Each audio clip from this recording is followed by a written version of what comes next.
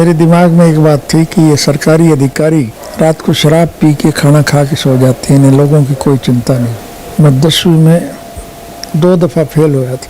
जब chief minister का ये डर होता था कि चीफ मिनिस्टर का टेलीफोन किसी वक्त भी आ जाएगा, तो रात के 12 बजे तक जागते रहते थे। हिंदुस्तान पाकिस्तान का बंटवारा हुआ तो पर हम चूँकि पंजाब में थे उस वक्त, हिंदी राष्ट्रीय भाषा थी।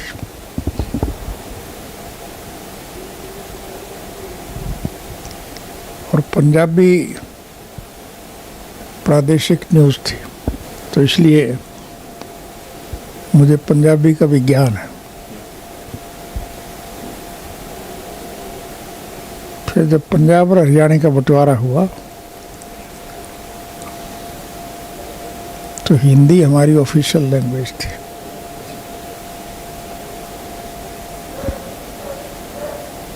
चूँकि मेरे पिताजी राजनीति में सक्रिय थे,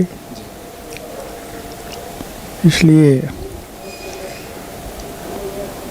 मुझे पढ़ाई का समय कम मिलता था। घर की ज़रूरियात का विशेष ध्यान देना होता था।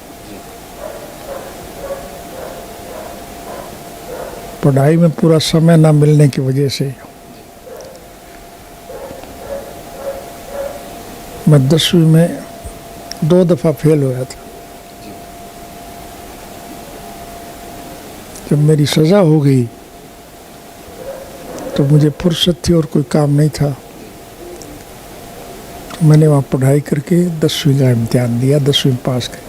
बिल्कुल, ये भी अपने आप में बहुत बड़ी प्रेरणा है, क्योंकि आप वहाँ थे, दुख की घड़ी में थे, लेकिन फिर भी आपने उन दिनों को याद किया कि आप चौधरी देवलाल जी के साथ थे, प्रचार करते थे, साथ में राजनीति करते थे, लेकिन पढ़ाई नहीं कर पाए थे। लेकिन आपने जो दुख का, कष्ट का समय था, उसको भी कहीं न कहीं उसका सदुपयोग किया और वो लोगों के लिए प्रेरणा भी बनी।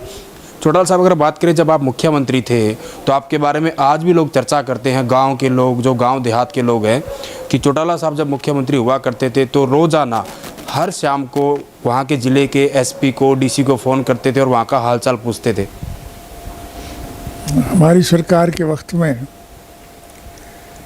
मैंने डिप्टी कमिश्नर और एसपी और दूसरे बड़े अधिकारियों को ये इंस्ट्रक्शन दी हुई थी कि आपकी डे टू डे रिपोर्ट हासिल करने के लिए मैं रात को 12 बजे तक कभी भी टेलीफोन पे संपर्क कर सकता हूँ। क्योंकि मेरे दिमाग में एक बात थी कि ये सरकारी अधिकारी रात को शराब पी के खाना खा के सो जाते हैं, इन्हें लोगों की कोई चिंता नहीं होती। अब जब चीफ मिनिस्टर का ये डर होता था कि चीफ मिनिस्टर का टेलीफोन किसी वक्त भी आ जाएगा, तो रात के 12 बजे तक जागते रहते थे। इसका मतलब दारू नहीं पी सकते थे।